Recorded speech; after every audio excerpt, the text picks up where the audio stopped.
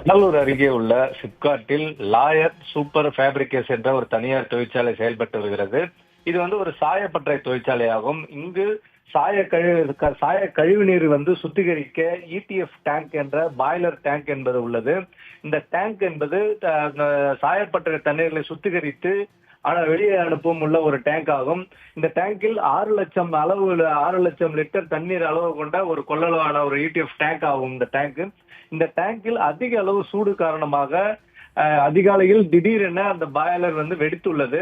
இந்த வெடித்த காரணத்தினால் நம்ம தொழிற்சாலைகளுடைய மதில் சுவர்கள் பெயர்ந்து அதிலிருந்து கொள்ளல உள்ள சுடு நீர் என்பது அருகில் உள்ள குடிகாடு கிராமத்தில் முழுவதும் பரவியது. திடீரென 50க்கும் மேற்பட்ட வீடுகளில் இந்த தண்ணீர் என்பது புகுந்ததால் பொதுமக்கள் அலையடித்து எழுந்தனர். மேலும் ரசாயன தண்ணீர் சுடு தண்ணீர் என்பதால் பொதுமக்கள் கால் வைப்பதற்கும் மூச்சு திணறல் ஏற்பட்டும் பாதிக்கப்படைந்தனர்.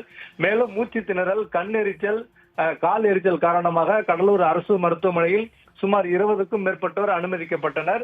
மேலும் தகவல் அறிந்து வந்த தீயணைப்பு துறையினர், காவல்துறையினர் அருகில் உள்ள அந்த பொதுமக்களை மீட்டு பாதுகாப்பான இடத்திற்கு அழைத்து வந்தனர்.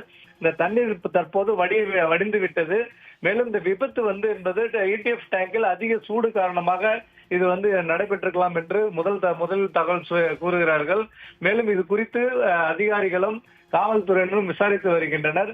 மேலும் அந்த பாதுகாப்பு இல்லாத இருந்த அந்த தொழிற்சாலை மீது நடவடிக்கை எடுக்க கோரி கடலூர் சிதம்பரம் சாலையில் கிராம மக்கள் சிறிது நேரம் சாலை மறியலில் ஈடுபட்டனர். அதன் பிறகு வட்டாட்சியர் மகேஷ் அவர்கள் பேச்சுவார்த்தையின் அடிப்படையில் அந்த தொழிற்சாலை மீது நடவடிக்கை எடுக்கப்படும் எனவும் உறுதியளித்ததன் காரணமாக பொதுமக்கள் கலைந்து சென்றனர். தற்போது 20க்கும் மேற்பட்டோர் அரசு மருத்துவமனையில் அனுமதிக்கப்பட்டுள்ளனர்.